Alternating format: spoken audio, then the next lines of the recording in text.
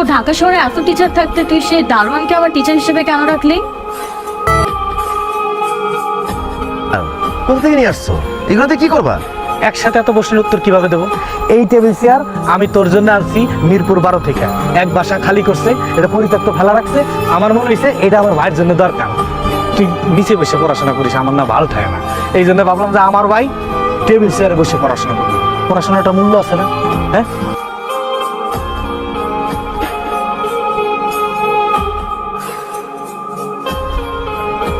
Sir আপুর বিষয়টা কি করলেন?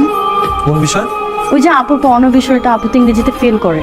তাকে ইংরেজির কি পড়াবো বলো? সে তো অনার্স করছি।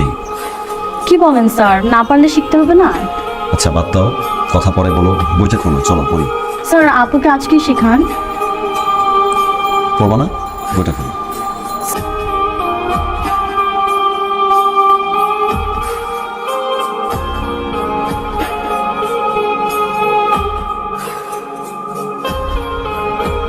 অনেকক্ষণ ধরে তো না বলছেন। এখন আমি খাওয়া দাওয়া করবেন ঠিক মতো। সবসময় তো আর শুধু পড়ালেখা করলেই হবে না। আজকের পরে আপনার সাথে আমার আর দেখা হবে না। 18 তারিখ আমার বিয়ে। বিয়ের দিনে হাজবেন্ডের সাথে ইতালি চলে যাব। আপনার বিজনেসের ভাইবার রেজাল্টটা দিলে যদি আপনি টিকে যান, ফেসবুকে একটা স্ট্যাটাস দিন, আমি দেখে নেব।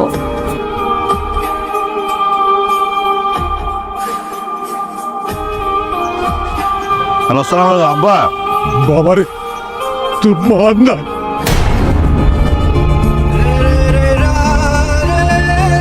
তুই জলদি বাড়ি।